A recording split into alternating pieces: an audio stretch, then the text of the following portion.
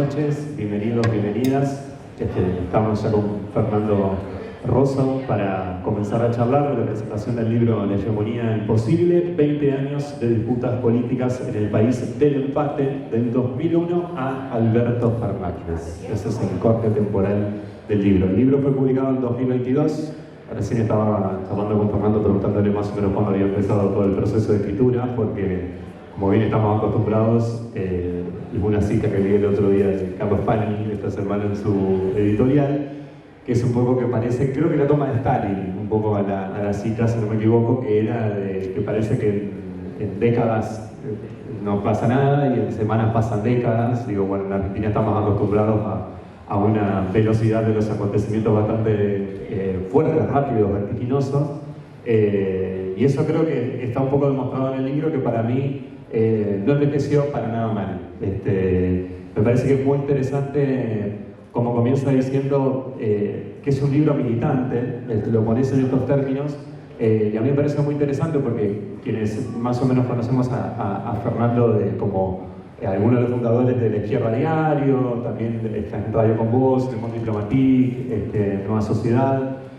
Hay algo del libro militante que uno espera encontrarse con un libro militante más de izquierda, en el sentido de cómo está construido el discurso y demás, y si bien tiene un corte ideológico muy claro, creo que son unos apuntes de militancia muy interesantes, ¿no? Como para todos, para quienes por lo menos estamos más del lado peronista que kirchnerista de la política. Incomodan y son interesantes de pensarnos en estas dos hegemonías, un poco que pensás y marcás como una claraboya del 2001, de lo que significó esa crisis, y en adelante cómo empezaron a tratar de construirse dos de estos modelos, que bueno, te voy a dejar un poco más que vuelva de piques y no ponerme a mí en ese lugar. Pero que sobre todo creo que es un libro muy interesante para generar ese tipo de debates, y sobre todo, como estabas recién comentando, este aspecto de que mucho la discusión estuvo centrada a veces en grieta, polarización, y que en realidad viene como un devenir un poco más atrás, ¿no? Todavía ese proyecto de país que estamos discutiendo en el 2001. Así que, Fernando, muchas gracias, y te paso la palabra. Hola. Bueno, en principio agradezco la invitación. Lindo venir a Santa Fe. Tengo toda mi familia en Santa Fe, toda, absolutamente toda. Hasta mi hermana vino a nacer acá al norte de Santa Fe. Vino yo, porque yo ya era el segundo, y mi vieja le dijo, bueno, no es necesario. Así que anduve mucho tiempo por acá. No por acá, sino más por el norte. Les agradezco la invitación y bueno, que se hayan interesado por un libro que efectivamente tenía la intención de... no tenía demasiadas grandes intenciones, pero sí la intención de intervenir políticamente y dar algunas herramientas teóricas y tratar de fusionar esas dos cuestiones, ¿no? Que es lo que a mí más me costó. Uno interviene permanentemente, a veces por lo demás, por deformación del oficio, hablando todas las semanas, opinando todas las semanas. La frase que citó Pani, que es de Lenin, que dice, a veces en días se concentran semanas y en semanas se concentran años, ¿no? A mí me gusta otra, que yo la pongo en el libro también, que es que en la Argentina parece que todo el tiempo cambia todo y 10 años después no cambia nada. Porque hay como una letanía de muchos de los problemas que estamos discutiendo permanentemente, ¿no? Y uno de con el panorama político que tenemos en la actualidad, para poner a prueba un poco el libro, gracias por la referencia que no envejeció. Yo creo que en algunas cosas obviamente sí, coyunturales, pero en algunas definiciones pueden llegar a ser útiles para pensar la actualidad. Y una de las premisas de la que parte el libro, o de que plantea la crisis argentina como una crisis orgánica o como una crisis de hegemonía, es no pensarla solo en términos de una crisis económica o una crisis social o una crisis política, sino la combinación de todas esas cuestiones. En esos momentos es cuando Antonio Gramsci planteó que se da la posibilidad de la emergencia de fenómenos aberrantes. ¿no? La famosa y trillada frase, cuando lo viejo no muere o no nace, fenómenos aberrantes o monstruosos de acuerdo a la traducción. Bueno, lo tenemos, ¿no? Lo tenemos con el cerca del 30% de los votos en la Argentina y estamos tratando de pensar qué significó eso y qué se puede significar para el futuro. Y en el contexto de la discusión de la grieta, la discusión de cuáles eran las divisiones políticas en la Argentina, yo trataba de explorar, retomando algunos autores clásicos, sobre todo en los años 60, Juan Carlos Portantiero, Guillermo O'Donnell, que leídos desde lo que yo leo de la politología o la sociología de hoy, parecen Lenin, efectivamente, no tienen un anclaje. Bueno, mucho de eso, el propio O'Donnell tenía formación marxista, Portantiero, una de las referencias de los granjeros argentinos, ¿no? Pero mucho más materialista de lo que creo que es la discusión actual, que va muy por la superficie, digamos, ¿no? ¿Qué determina la grieta? ¿O qué determinó en todos estos años la grieta? Una mala disposición de los dirigentes, un odio individual, un odio personal, una falta de capacidad de las dirigencias para hacer consenso, para sentarse en una mesa, como dirían muchos en la radio en la que trabajo, sentarse en una mesa y ponerse de acuerdo en 3 o 4 puntos de políticas de Estado para pensar la Argentina en los próximos 10 años. Bueno, no saben hacer eso, no saben tomarse el cafecito para ponerse de acuerdo. Y yo decía, bueno, me parece que debe haber fuerzas sociales, políticas, económicas, mucho más profundas, que traté de indagar en el libro. Obviamente hay autores que se especializan mucho más en en estudiar las clases dominantes en Argentina, la composición de clases en Argentina, y me parecía que había una sociología, si se quiere, y una estructura económica de la Argentina que hacía un poco imposible que bloques sociales se vuelvan hegemónicos, ¿no? Por ejemplo, una clase social dominante en esta región y también en la región de Córdoba puede llegar a ser hegemónica en esta región, más allá de las expresiones políticas que tenga, pero no puede proyectarse sobre, por ejemplo, todo el AMBA y la provincia de Buenos Aires, ¿no? Cuando hablamos de la zona núcleo, las zonas ajenas de la Argentina, etc. E inversamente lo mismo pasa con los dirigentes que están anclados en la ciudad, en el área metropolitana de Buenos Aires, sobre todo en el conurbano bonaerense. De hecho, el propio Pagni, que algo de todas estas cuestiones toma, acaba de sacar un libro que se llama El Nudo, cómo el conurbano bonaerense modela la política argentina. Si bien para mí desaparecen las clases, desaparecen muchas cosas que sería interesante que se retomen, sí plantea un problema de un bloque social anclado en esa región geográfica que es muy difícil que sea hegemónico hacia el resto. O sea que en principio veía que había dos grandes bloques económicos y sociales con dos programas económicos y sociales distintos que habían intentado llevar adelante su proyecto y que habían fracasado. Yo lo llamaba, jugando un poco con las palabras, ¿no? Un neoliberalismo duro, que es el Matrix, sobre todo, el proyecto de Matrix, y un estatismo blando. No solo un estatismo blando en el sentido de la intención de los dirigentes, sino de lo que los sociólogos llaman las capacidades estatales, ¿no? Y creo que el fenómeno Milei tiene mucho que ver con eso. Tiene mucho que ver con eso. Macri llegó después de la crisis del último año, los últimos 2 años del gobierno de Cristina Fernández, cuando el gobierno de Cristina había iniciado un camino hacia un ajuste, que ellos le llamaban sintonía fina, la devaluación del 2014.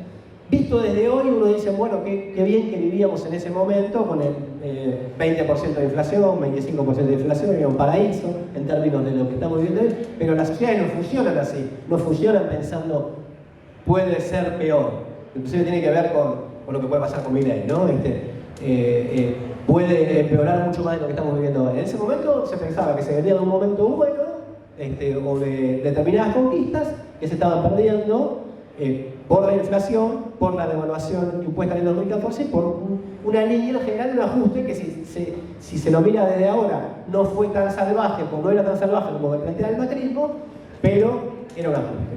Ese rechazo le generó la ruptura de un sector social, primero, Moyano, que es el primero que rompe el moyanismo en el año 2002, inmediatamente, casi después del 54%, que se da el famoso diálogo en la cancha de River, en lo cual Moyano dice: quisiera algún día ver un trabajador en la presidencia, y Cristina Fernández le dice: yo trabajé toda mi vida. Obviamente estaban hablando de cosas distintas. Y después rompe Massa, antes de que dé toda la vuelta, ¿no? De que haga toda la rotonda del medio, como le puso un tuitero. Al final no terminó siendo la avenida del medio porque empezó en Cristina y terminó en Cristina, ¿no? Pero terminó siendo una rotonda. Pero en ese momento era la avenida del medio, y Massa rompe basándose en el moyanismo social, como le decían en ese momento, que eran los obreros que reclamaban por el impuesto a la ganancia, la inseguridad, la casa media baja, la provincia de Buenos Aires, y un malestar general que se presentaba por el tema del ajuste. Macri asume, voy a resumirlo, ¿no? Después podemos intercambiar, con todas las ínfulas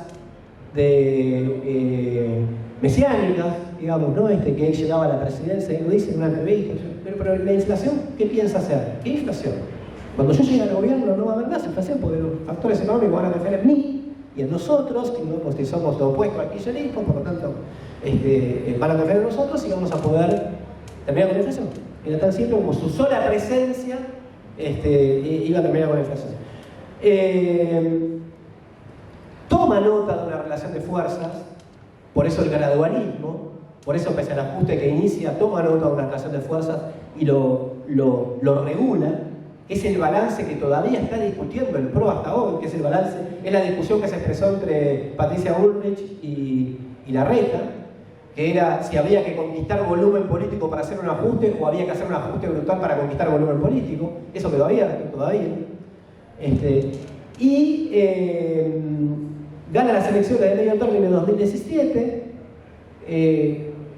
la gana con una política que en ese momento, muy parecida, si se quiere, a la de Massa de ahora, en el sentido de lo que en los medios llaman el plan platita, en el sentido de tratar de hacer concesiones a las demandas sociales. Alejandro Berkovich destacó en ese momento el populismo financiero, porque puso plata acá, dio crédito, fue el único año en el que creció el salario real, y gana las elecciones de medio término. Él cree que gana porque la gente quiere ajustarse. Entonces hace un discurso en el CCK, frente a todos los gobernadores, muchos que fueron de todas las provincias, en auxilio del vencedor, que es una costumbre muy argentina, ¿no? Ir a ayudar al que gana a que termine de ganar bien.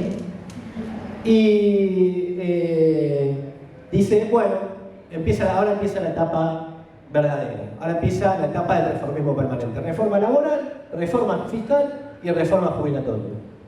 Un mes después tiene una revuelta popular en diciembre de 2017 con movilizaciones fuertes en general, muy concentradas en el Congreso, las famosas 14 toneladas de piedra que pesó Patricia Bullrich, y algo que se discute menos, pero que en ese momento estaba presente, que habían empezado a sonar lo que yo llamo en el libro el ruido maldito del país pequeño burgués, las cacerolas.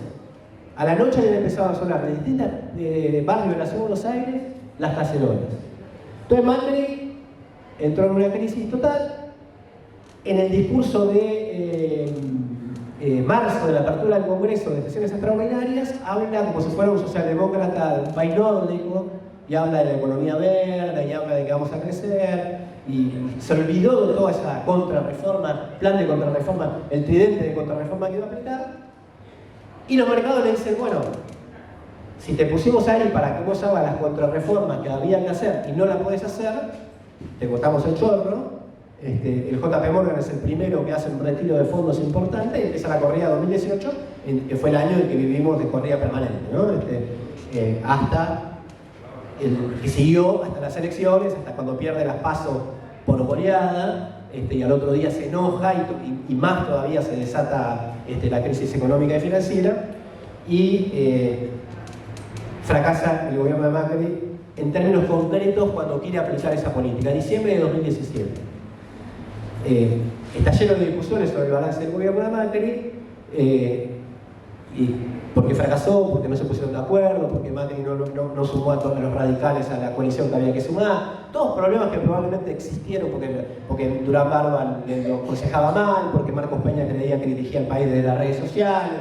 Un montón de cosas que también tuvo que ver básicamente con esto. Como gran parte de los hechos políticos más importantes en la Argentina, que cruzan el libro con la calle. Lo que cambió la perspectiva del gobierno, el comienzo del fin del gobierno de Macri, empezó en las calles. Cuando quiso aplicar concretamente la política, no cuando la discursió. Y que esto me parece muy importante para pensarlo hacia adelante, pensando lo que dice Milei y lo que puede hacer. Porque yo creo que esa relación de fuerzas sigue presente, porque otro de los motivos que yo trato de poner en el libro es que el triunfo electoral no es sinónimo de cambio de una relación de fuerzas. Y cuando me refiero a relación de fuerzas, me refiero a la composición de la sociedad argentina, pese a que retrocedió en muchos aspectos en términos de los derechos que tiene conquistados, ¿no? Los sindicatos, inclusive los sindicatos estratégicos que todavía mantienen un peso. Hablamos de camioneros, hablamos del SMAT, hablamos de los petroleros, hablamos de los gremios docentes, hasta lo que Juan Carlos Torres llamó los pobres en movimiento, que es un fenómeno único en el mundo, que es los movimientos de desocupados, de la economía informal, y lo que se llaman genéricamente los movimientos sociales, ¿no? Como el libro tuvo una intención de intervenir políticamente, trataba de ver los aspectos positivos, si se quiere, ante el pesimismo que nos relatan todos los días. Y que ahora más, después de la depresión pospaso, más todavía, ¿no? O sea, como que la sociedad argentina está girando indefectiblemente a la derecha, y yo creo que es mucho más contradictorio, ¿no? Me centro en el gobierno de Macri porque entiendo que, para después podemos hacer un debate, entiendo que lo que viene es tratar de hacer un macrismo con 40 grados de fiebre, si Milei llega a ganar las elecciones. No es otra cosa. Está rodeado de menemistas, de los que rodearon a Menem, están más grandes todos, de la Universidad del SEMA, Carlos Rodríguez, Juliana Mondino, todos que surgieron de ese grupo que acompañó a Menem. Pero Menem tenía una diferencia, que tenía el aparato del PJ de su lado para hacer lo que quería hacer, ¿no? Milei no tiene nada de eso. No le quiero bajar el precio, quiero decir que quiero tratar de que lo pongamos en su justa dimensión, si es que existe una justa dimensión, para tratar de ver los contrastes que tiene, tratando de relacionar el libro con la actualidad. Y me parece que el gobierno de Alberto Fernández fue, como yo lo digo de alguna manera, también jugando un poco con las palabras, como la etapa superior de la hegemonía imposible, ¿no? Fue un gobierno bloqueado y autobloqueado permanentemente, ¿no? Ustedes tienen el honor de estar en una provincia en la que se encuentra una de las empresas que expresó el primer gran bloqueo de Alberto Fernández, ¿no? El incidente Vicentini. La solución superadora de Perotti, que iba a traer otra solución que nunca vino, y que marcó un antes y un después en el gobierno. No porque diga yo que el gobierno de Alberto Fernández tenía que avanzar hacia ahí en sus términos y con la anatomía política que tenía su propio gobierno, sino por las idas y venidas que implicó una autoderrota política para un gobierno que se caracterizó básicamente por esto, ¿no? Por tener un discurso pro-estatal, pro-desarrollo, pro-estatalista, y con una pandemia en el medio y capacidades estatales para dar respuesta muy limitadas. Lo que Pablo Semán, explicando el mileísmo, llamó la mímica de Estado. El mileísmo es el producto de la mímica de Estado, es decir, un Estado que te dice muchas cosas que te van a resolver y que no te resuelve tantas. A ver, todos sabemos que la educación pública, la universidad pública, la salud pública son como conquistas históricas, pero en la percepción popular se dan como datos casi naturales en un sentido, ¿no? Estamos hablando de política de desarrollo, de empleo, de terminar con la informalidad laboral, la precarización laboral, bueno, la pulverización del salario, etc., ¿no? Y esa contradicción que la tuvieron todos los gobiernos durante la pandemia, que fue el quedarte en casa, que para mucha gente era un poco un lujo quedarse en casa, ¿no? Sobre todo para los trabajadores informales. Ese mismo sujeto fue el que interpeló a Bolsonaro en Brasil para hacerse una base social, y es el que interpeló Milei, que contradictoriamente también tuvo un nacimiento callejero. A mí me gusta esa idea que ronda y que anda dando vueltas, que dice que si el macrismo nació en 2008 con la rebelión del campo y el apoyo de las clases medias acomodadas de las ciudades, Milei es un poco el hijo de esas movilizaciones por la libertad de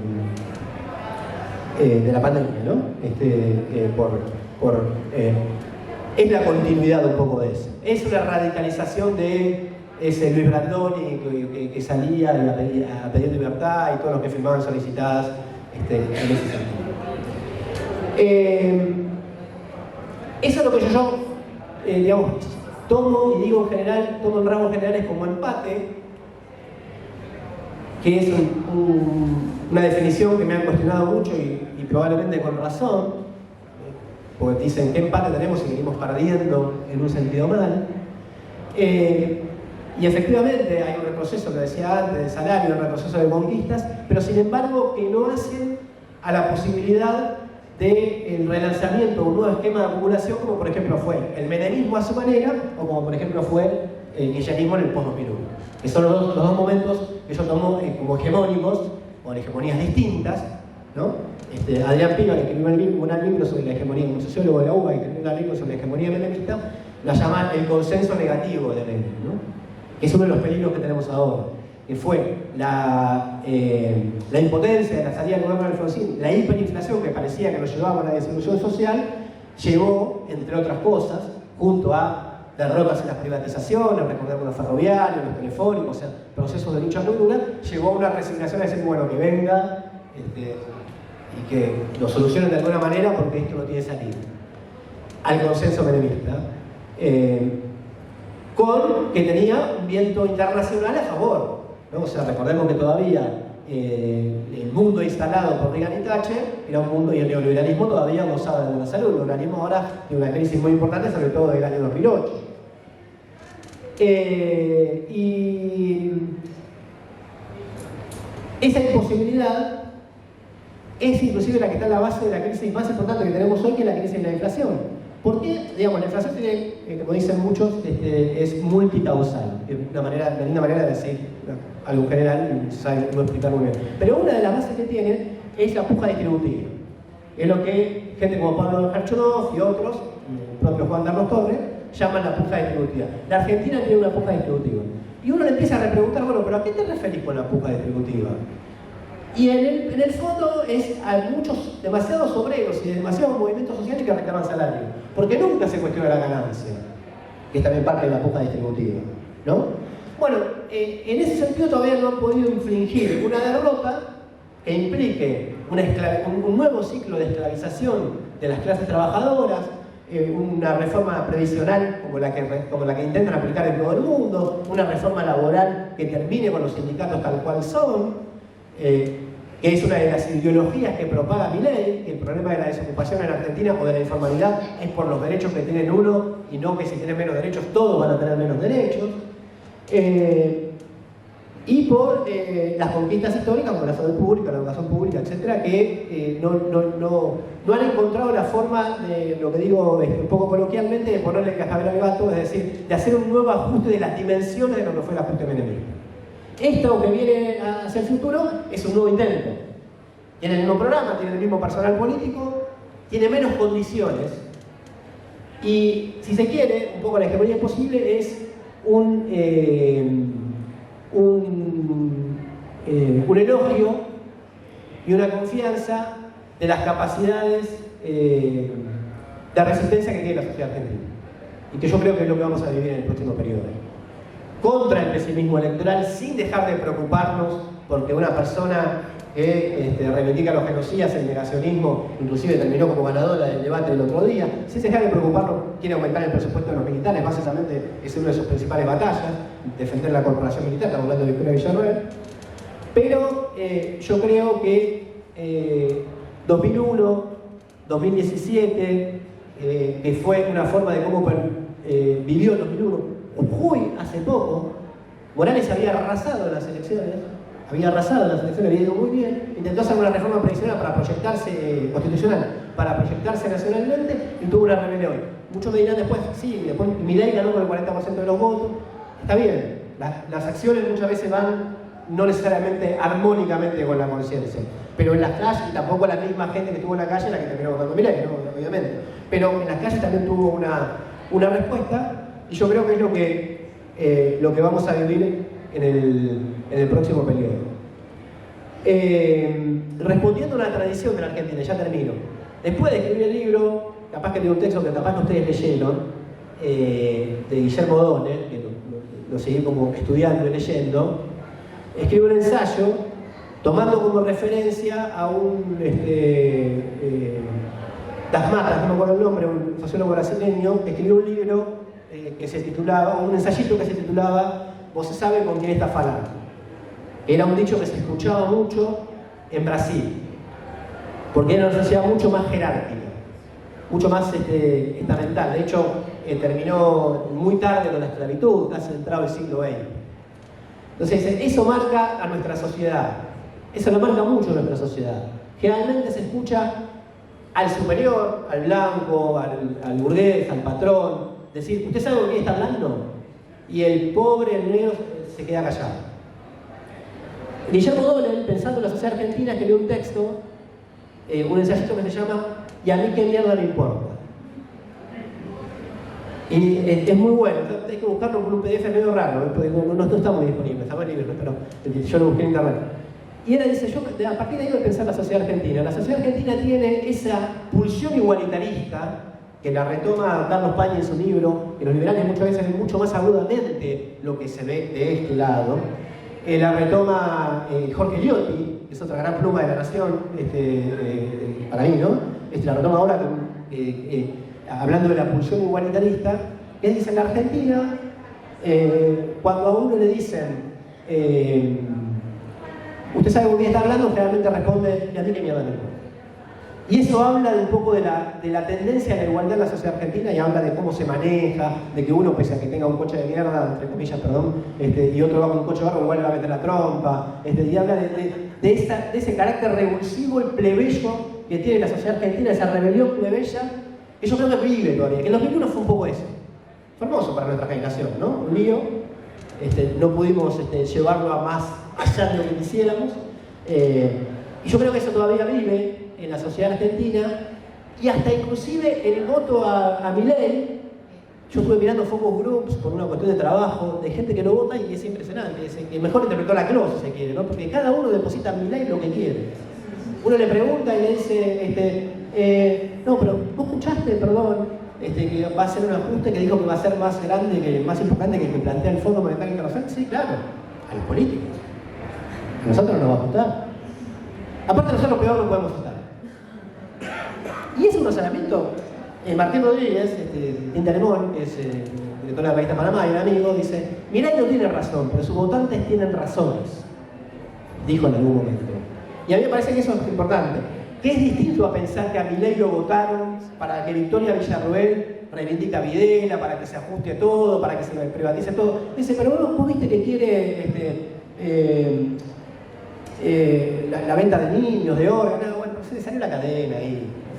Entonces, ¿por qué lo votan? Porque estoy harto de lo que están ahora. Y quiero probar a ver qué pasa. Digo, esa contradicción, que la midieron mucho, la midió Gustavo Córdoba, entre sus votantes y las aspiraciones de sus votantes y lo que él representa, es una cosa que a mí me parece importante a tener en cuenta para explicar que es un fenómeno aberrante, que es contradictorio y que todavía no tiene ganadas batallas que tiene que dar si quiere efectivamente aplicar su programa. En ese sentido, creo que el libro aporta en este sentido a cuestiones un poco más estructurales. Vamos.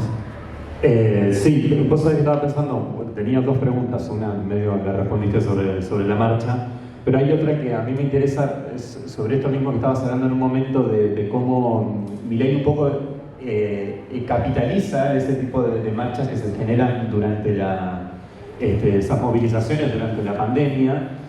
Y un poco en el libro vos relatás que como el 2001, la resistencia que genera, mucho se vive en las calles, digo, como que aparece más una dimensión política y no económica, a diferencia de lo que uno piensa a veces que la crisis llevó a todo eso, pero sin embargo si uno observa las principales corporaciones o académicamente se ha estudiado que había un relativo consenso con seguir con la dolarización, etc.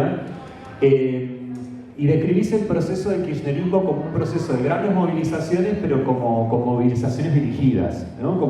Dirigidas hasta ponerse esta idea de una desmovilización, o podría hablarse de una movilización dirigida desde el Estado, y que uno observa el albertismo, o este quinto peronismo que vos le ponés con ese nombre, y uno no ve grandes movilizaciones durante este periodo. Incluso si uno piensa cuando sucedió el intento del asesinato a Cristina, entre compañeros un poco nos quedamos sorprendidos porque decíamos, no somos tanta gente como la que nos esperábamos, que capaz si eso sucedía 10 años antes hubieran estado colmadas las calles.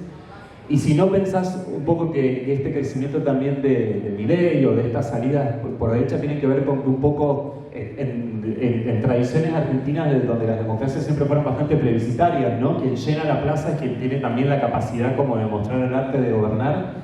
Si pensás que también con eso un poco tiene que ver de la desmovilización efectiva que ha generado el albertismo y que donde empiezan a crecer estas figuras, ¿no? Sí. Después, perdón, de mi pregunta de Giordano de 1 minuto y medio, vamos a preguntas. No, está perfecto, está perfecto. Sí, la respuesta es sí. Y es muy troncal en el libro, ¿no? No sé cuántos compañeros peronistas habrán acá, yo tengo buena onda con todos. Yo tengo una cita de Alejandro Horowitz, que escribió uno de los ensayos. Ahora acaba de sacar un nuevo libro que se llama El kirchnerismo desarmado. Escribió uno de los grandes clásicos, ¿no? De los 4 peronismos. Si me escuchan que yo digo quinto peronismo Alberto Fernández, me golpea. Porque él considera que un cuarto peronismo de Estela Martínez de Perón hasta hoy, digamos, ¿no? Y que nunca pudo salir en esa rama del cuarto peronismo, que es como el peronismo más diplomatizado, más desanclado en términos estructurales de su base obrera, es lo que caracterizó al peronismo de mediados del siglo XX, ¿no? Sí, estoy leyendo un librito de Tulio Perindongui, en el cual él dice que tenía más relación íntima, me está haciendo repensar muchas cosas, con el movimiento obrero que hasta el propio Partido Laborista Inglés. O sea, que tenía más peso el movimiento obrero dentro del peronismo que lo tenía el Partido Laborista Inglés dentro del Partido Laborista, el movimiento obrero dentro del Partido Laborista Inglés. Lo que Juan Carlos Torres llama el sobredimensionamiento del movimiento obrero dentro del peronismo,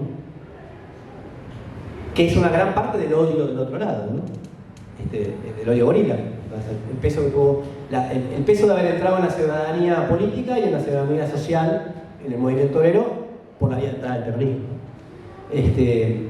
Ahora, en ese contexto, el peronismo en un mismo movimiento, él dice, Perón trabajó toda su vida para evitar un nuevo 17 de octubre. Es decir, la posibilidad de irrupción autónoma, semiautónoma, de la clase trabajadora, que era para rescatarlo a él, justamente, que era su líder, con el que habían tenido cosquitas un año y medio anterior, porque tenía una concepción de que las reformas había que hacerlas desde arriba, desde el Estado, y que los sindicatos en todo caso debían estar estatizados, como efectivamente estaban y están estatizados. Hay una anécdota que creo que la cuenta Horacio Berlinski, que dice que Néstor Kirchner estaba en la Casa Rosada y lo lleva hasta la ventana y le dice, bueno, ¿ves toda esa gente que está ahí? Porque yo me acuerdo, en 2001, o sea, no sé si, creo que nos tomábamos un día para no marchar, o sea, hoy no marchemos, pero después teníamos lunes, martes, jueves, todos los viernes tirábamos un presidente, era como una semana que decíamos, che, ¿a quién vamos a tirar? Y entonces después era como había movilizaciones de todo tipo y nada, y dijo, ven, yo estoy acá para que toda esa gente no esté más. Y desde su razonamiento es relativamente lógico, ¿no? Ves que tiene una política estatal, etc. Ahora, el juego que yo hago en el libro, y tomando lo que dice Alejandro Horowitz, que Perón regimentó al movimiento sindical, liquidó al Partido Laborista. había sido la base de lo liquidó, lo fusionó con el Partido Justicialista, y que había sido la base de su campaña electoral. Inclusive persiguió el régimen a algunos de sus dirigentes. Dice Horowitz, en ese acto selló su suerte del 55. Al regimentar tanto el movimiento obrero, selló su suerte del 55. ¿Podía hacer otra cosa? Bueno, es una discusión histórica, no importa. Yo lo que digo que la tendencia a desmovilizar, o a lo que, tomando un concepto de Antonio Gramsci, se llama revoluciones pasivas, a diplomatizar las intervenciones populares, es lo que debilita a un propio proyecto, ya sea reformista o revolucionario. Entonces, la propia movilización y la estatización lleva a la debilidad de tu propio proyecto político. La mayor expresión de esto, no sé si habrá acá, es la Cámara, que es el enemigo al que le apunta, que es una organización de las más desde arriba, tiene sus militantes, tiene su... pero digo que la más estatizada de las organizaciones que tuvo el kirchnerismo, y es la más estigmatizada justamente por eso, ¿no? Entonces me parece que la estatización, la incorporación de los movimientos desocupados a una regimentación, a dejar de cumplir el rol de pelear por lo suyo y a aplaudir excesivamente lo que se hace desde arriba, es lo que debilitó la capacidad de intervención activa en las calles, y es lo que juega hoy a favor de que la voz de la ultraderecha desde hace un tiempo tenga un peso, una sobrerepresentación en el escenario público que no se correspondía, por lo menos hasta ahora, con su presencia social. Desde el gobierno de Macri hasta por todo el gobierno de Alberto Fernández, los sindicatos, la clase trabajadora perdió 5, 6, 7 puntos de salario real. Otros más, algunos los estatales 15, los precarizados, los formalizados, ni hablar. Si la CGT o los sindicatos cumplieran el rol no de hacer la revolución, sino de ser sindicatos, tendrían que haber salido a la calle para pelear por esto. Ahora ellos están en otra cosa, ahora están con Massa, con la baja del impuesto a las ganancias, la medida política que toma ahora, etc.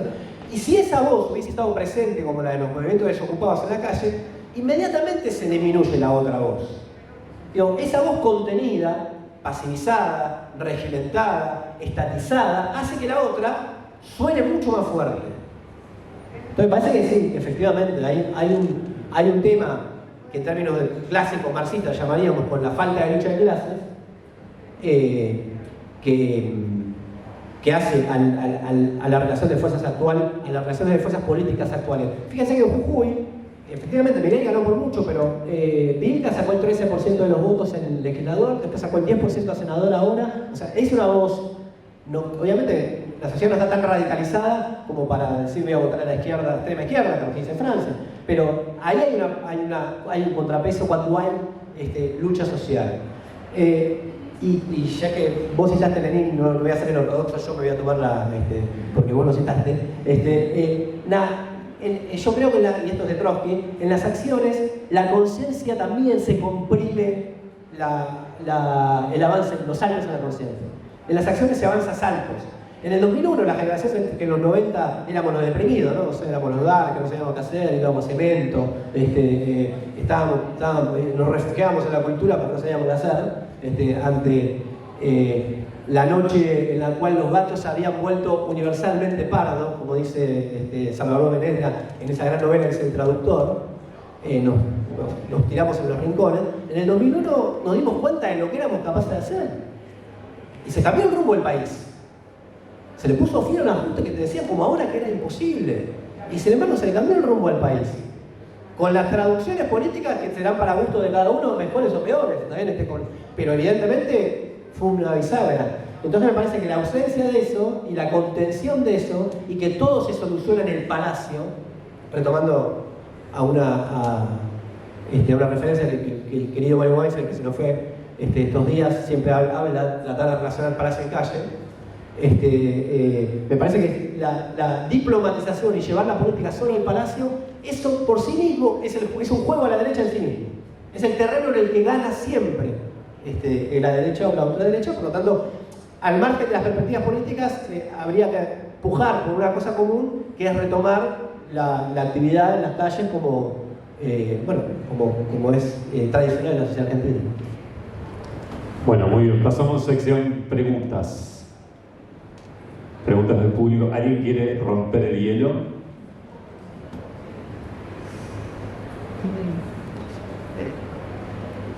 Sí. Tengo una pregunta muy parecida bueno, que vinieron ayer, porque la deben haber escuchado, muy parecida a la que hice ayer con Natalie Carniato por el libro de Referéndum para la República. Tiene que ver con en qué medida podés conceptualizar algo así como lo que se dan los problemas centro-periferias, digamos, a la hora de construir una hegemonía. Por caso, triunfo en las primarias de Milei, específicamente el caso de AMBA, del AMBA, o sea, el capital, el Borbomano, Milei sale tercero. Y los votos vienen de acá. ¿No es también, Milei, una respuesta a porteñocentrismo, digamos? Sí. ¿Qué implica el porteñocentrismo en la disputa hegemónica? Eso, ¿qué implica el porteñocentrismo en la disputa? Absolutamente. Es muy buen dato. Efectivamente, en el AMBA, en Ciudad de Buenos Aires, en Provincia de Buenos Aires, no sacó mucho más que en el 2021, que ya era una cosa importante, había emergido en la Ciudad de Buenos Aires con el 17% de los votos en la segunda vuelta, pero ahora 21, 23, y Andrés Malamud dice que fue una rebelión del interior contra la provincia de Buenos Aires, pero yo no me creo. A ver, es un país, como dijera Martínez Estrada, que tiene su cabeza de Goliat, que es centralista, que tiene sus justas aspiraciones de la centralidad, contra la centralidad porteña, bueno, viene del siglo XIX todo esto, ¿no? O sea, desde las guerras civiles, macrocefálico, y eso genera tensiones internas. Ahora, yo tercio esa cuestión con una cuestión que, esto me surgió charlando con compañeros y compañeras, ¿no? Que es que, porque los gobernadores ganaban por el 40, 50% de los votos, los intendentes ganan por el 40%, 50% de los votos, y contra el gobierno nacional se vota, y el gobierno nacional pierde. Aliados del gobierno ganan, u otros pierden. O lo votan a Milei.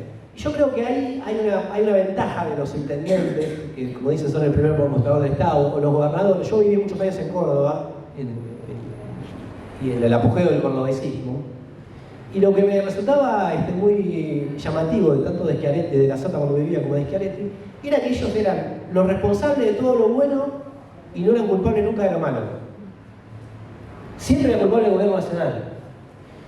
Entonces yo creo que en el voto a Milei, el motivo en el fondo es la casta. La casta en general se considera que está en Buenos Aires, porque aparte son los que más pinta de casta tienen, o tenemos si nos movimos los porteños, ¿no? Pero además hay una motivación económica. Hay un pueblo de Salta que Milei sacó como el 63% de los votos, más o menos, que a la vez es el pueblo que más alta tasa de suicidios tiene. Llamaron la atención los dos datos. Y a una señora le preguntaron qué lo llevó a votar a Milei, y uno podría decir, bueno, qué sé yo, contra qué será, ¿no? Un lugar perdido. Y dijo, miren, el alimento que yo le daba de comer a mis cabras me aumentó 500% desde hace 6 meses. Punto.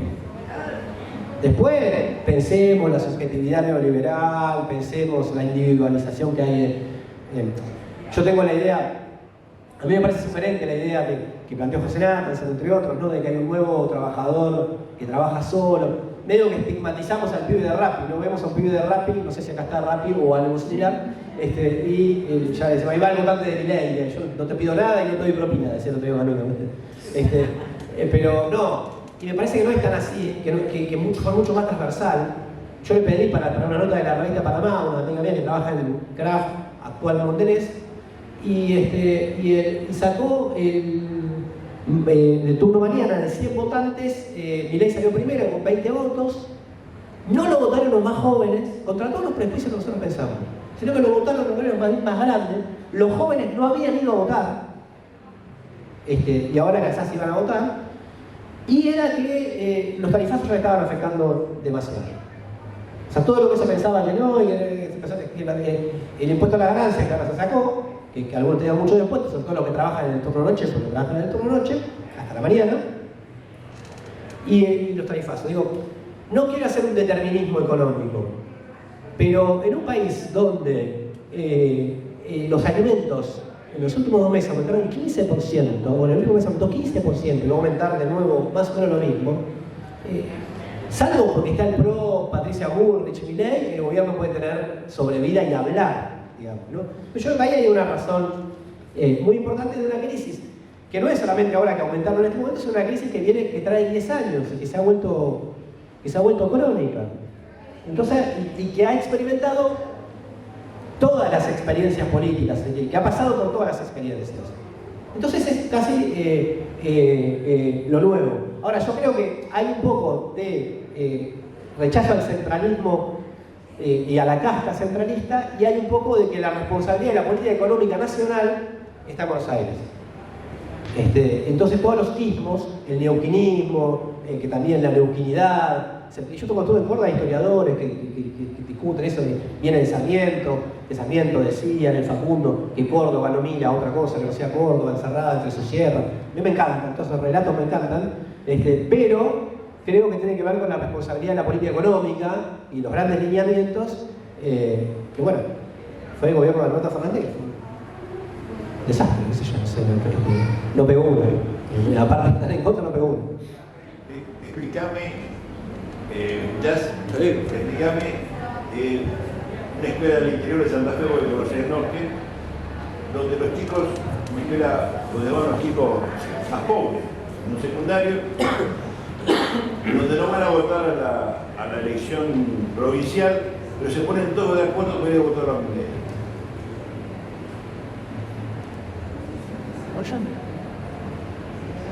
Qué comentario. Hay una parte, hay un submundo que no sé si llega hasta ahí, pero hay un submundo de moda en la juventud también, hay un submundo también así. Voy a tratar de explicarlo desde este lado. Desconozco el lugar, desconozco los pibes, sí que hay mucha juventud que hacen así, pero voy a tratar de explicarlo desde este lado. Milei, para mucha parte del establishment, fue un plan perfecto que salió mal. ¿Plan perfecto en qué sentido? Desde Eurrequian, que era su mentor, que ahora se peleó con él, Eduardo Eurrequian, dueño de los puertos Argentina 2000, con acciones en América, hasta el diario La Nación, creían, como pasó con Bolsonaro en Brasil, que lo podían utilizar para hacer girar todo el escenario a la derecha y para que esa música, que aunque no se pueda explicar, suene de fondo. Y así lo posicionaron en los medios. O sea, Milei es solo un invento de los medios y que no tiene nada que ver con un proceso social, no. Milei puede entenderse sin los medios tampoco. O sea, los medios lo posicionaron como un rocker, como un loco, como un simpático. Le inventaron un storytelling en el cual el padre le pegaba cuando era chico, que no se sacaba un 10. Esto me lo contó mi hermana, que viene de la Sartén, no, che, pero dicen que el padre en medio que se fue sufrido, se le inventaron una historia de sufrimiento. Bueno, ahora le inventan otras cosas. Pero digo, lo posicionaron para que eso sea así. Y así le llega a mucha más gente lo que puede llegar otras expresiones políticas que al establishment no le interesa posicionar en ese lugar. En lo que a mí me toca, en paralelo que se estaba dando el fenómeno Milei, que era el 17% de los votos, está bien, en el centro de la ciudad de Buenos Aires, Alejandro Vilca, recolector de residuos de origen Coya, había sacado el 25% de los votos de San Salvador de Jujuy. Ahora, claro, para los medios no era sexy en su sentido, ¿no? O sea, decir, yo lo voy a llevar, me voy a pasear por todos los medios, lo voy a transformar en un fenómeno. No quieren que suene esa música. Que dice todo lo contrario de lo que decía Milei. Digo, había una parte ahí de, lo dijo un empresario, lo llevaron al Yao Yao, que es donde se juntan una parte de la crema empresaria. Lo llevaron al coloquio de ideas en Bariloche, lo llevaron al coloquio de ideas en Mar del Plata. Lo llevaron a la sociedad rural y ahí lo escuchaban como si fuera una persona normal. Y todos sabemos que tiene algunos problemas, además de ser muy vivo, ¿no? Que tiene algunas fisuras. Y ahí lo escuchaban y uno salía y le preguntaba al empresario, no, y yo no sé si, no me acuerdo qué empresario dijo, yo no sé si se va a poder hacer todo lo que él dice, pero está bien que esas ideas circulen. Está bien que esas ideas circulen. Bueno, ahora,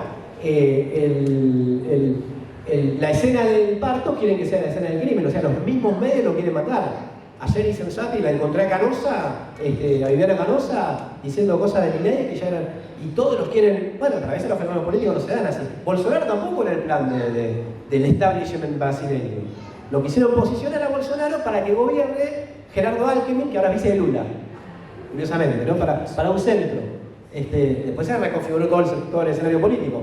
Y este no era el plan. Y a Juntos por el Cambio, digamos, su plan es Juntos por el Cambio, básicamente, ¿no? Y a Juntos por el Cambio también. Lo bajaron, la empujaron, Macri la empujó con todo a Patricia Bullrich, que era la mejor, es como, perdón esta comparación, era como la Cristina en su coalición. Podía ganar con toda la interna, pero no sé si era mejor para ganar la general. Porque a los rabiosos por el PRO le sirvió para ganar, que no ganó por tanto, sacó 16% de los votos dentro de la general y el otro 11 que sacó la reta. Y lo bajaron a la reta, que era el mejor para la... Y ahora están tratando de larretizar a Patricia Bullrich y da lo que vemos todos los días, ¿no? O sea que es un espectáculo es impresionante. Yo es lo único que me paro y lo veo hasta el final. Se la veo una filosofía muy interesante. Claro. ¿Alguno más? Yo puedo repetir. Repita. Sí, no, porque homenaje a Guillermo Doles varias veces y hay un texto de recuerdo de mucha alegría y juventud que es cuando Doles refiere a cómo la dictadura se despertó el policía interior de la gente común. Es como la respuesta, ¿por qué carajo sos? Bueno, por algo será.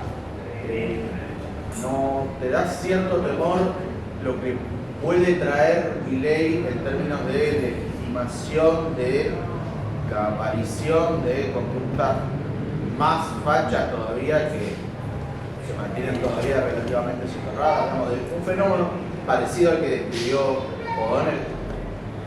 Sí, de hecho pasa. Hay episodios de gente que se va un poco de mano, ¿no? Es loco porque eso que decís es interesante porque está vinculado con el texto con el que yo hablaba antes, del ensayito que dice a mí que me importa, porque dice que una de las cosas que quiso hacer la dictadura era domar esto. Domarlo hasta en los detalles. Ponerle corbata al taxista, por ejemplo.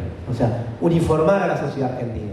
Que ese policía que tenga se vea afuera y adentro. En el balance dice que no lo logró tanto al final, ¿eh? O sea, porque es interesante pensar en la historia de la dictadura militar. Ahora, para que eso salga, tuvo que mediar una derrota que está muy bien descrito por Alejandro Jodorowsky, muy profunda, ¿no? O sea, muy profunda. Está bien. Si nos desaparece lo mejor de nuestra generación y probablemente tengamos una derrota, pero eso está hecho. Y los militares en Argentina están derrotados políticamente. El partido militar está derrotado en Argentina. Es una gran diferencia entre Milei y Bolsonaro. Bolsonaro tenía un apoyo al establishment y tenía un partido militar, o sea, militares actuando en política interna con mucho más peso político de lo que tiene en la Argentina, que no existe. Que es lo que quiere empezar a reavivar Villarroel presupuestariamente. Quiere empezar dándole un poco más de plata. Está bien, a aumentar el presupuesto militar. Pero desde el punto de vista como actores políticos, por eso, y todo este detalle, hizo ese famoso homenaje en la legislatura porteña a las víctimas del terrorismo, etc.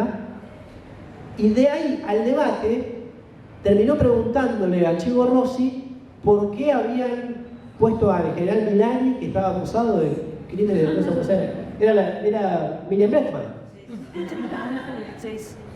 ¿Y por qué hizo ese cambio? ¿Por qué si la sociedad está sacando el policía y el represor y el pro dictadura, por qué no va al debate y dice, sí, basta, que terminemos con los zurdos y vamos a perseguir hasta abajo de la cama, como decía antes Milei, y vamos a hacer de nuevo lo que hicimos? Porque sabe que está dialogando con la sociedad, aunque sea demagógica, todo lo hace demagógicamente, ¿no? O sea, pero, demagógicamente para ganarle su voto, pero sabe que la conciencia del que quiere ganar no habita ese negacionista. Se quiso hacer la de los derechos humanos.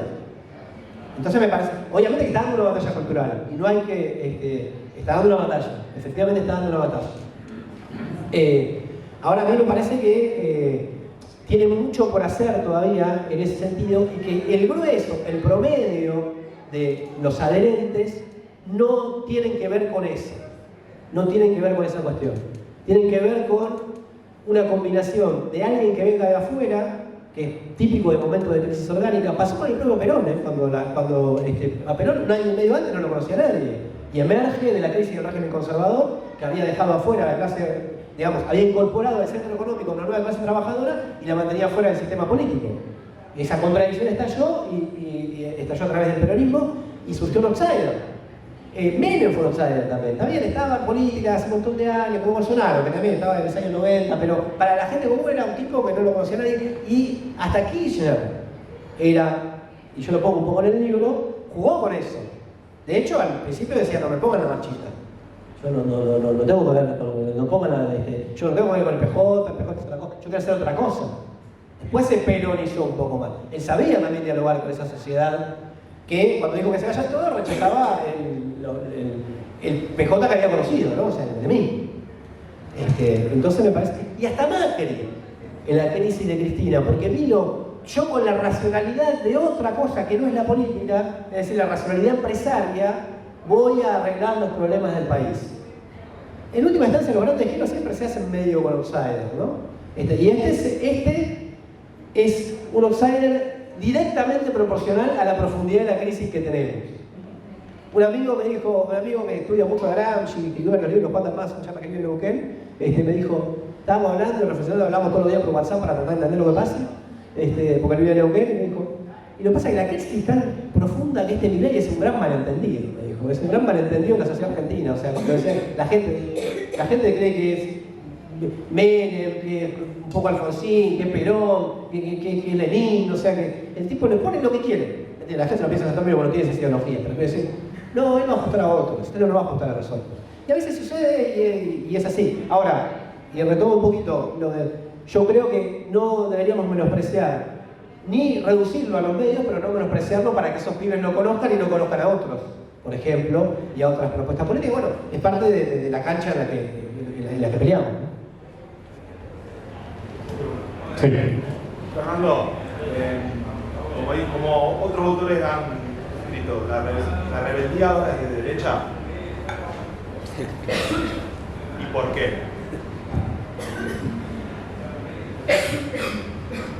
Ah, bueno. El libro de Pablo Stefanoni es más que ese título, y aparece en forma de pregunta. ¿La rebeldía se volvió de derecha? No le hace honor al libro desde ese punto de vista, porque yo lo planteaba de esta manera, tomando lo que decía de Foucault. Yo creo que es producto de la ausencia de rebeldía. O sea, la contención que intercambiamos antes, la pasivización, la de esperar, en el momento esperemos en 2019, pero ahora esperemos no, pero capaz que viene Cristina, no, capaz que nombra a Guado, no, pero al final Guado no, pero ahora esperemos a ver qué hace Massa, esperemos, de mucha gente que deposita esperanzas ahí, hizo que más que una explosión haya, como dijeron muchos autores, pandemia de por medio. No hay que, digamos, sacar el mente, ¿no? O sea, fue una cosa loquísima la que vimos todos encerrados, y no sé si salimos bien, todos, para incluirnos, digamos, ¿no? Para no culpar al pobre Milei solo, digamos, no. No, quiero decir que también vos, ¿no? O sea, y fue más una implosión. Es desengaño, es una pasión triste en términos de Spinoza, ¿no? Lo que rodea los espíritus la estructura de sentimiento de la gente que vota a Milei. Entonces me parece que no. Si hubiese atisbo de rebeldía, para mí inmediatamente es en otro sentido. Cambia el sentido, o se disputa más. quiero decir. Es más un sentimiento de impotencia, de resignación, de angustia, pero no de rebeldía.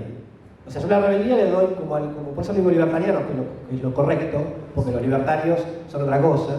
Y me parece que a la vez eso que hoy se expresa así también puede cambiar. No estoy diciendo que vaya a cambiar necesariamente, pero también puede cambiar en el sentido de expresarse de una manera mucho más rebelde, como es tradicional en la sociedad argentina, y que eso también reconfigure el escenario político. Para mí está muy limitado para hacer las cosas que quiero hacer. Lo que no quiere decir que la autonomía de la crisis, digo, una crisis hiperinflacionaria, está planteada como posibilidad, o que la inflación se desboque mucho más, por el automatismo de la crisis que tenemos, porque no tenemos dólares, porque la economía argentina está mal, digamos, ¿no? O sea, pero en términos de lo que se planifique, si es que digamos la elección, ¿no? Que tampoco está dicho, y que la hoja de ruta que quiere implementar, creo que va a haber tiempos interesantes en el sentido de convulsivos, mucho antes de que se asiente una hegemonía mileísta. Lo digo y me acepto yo solo.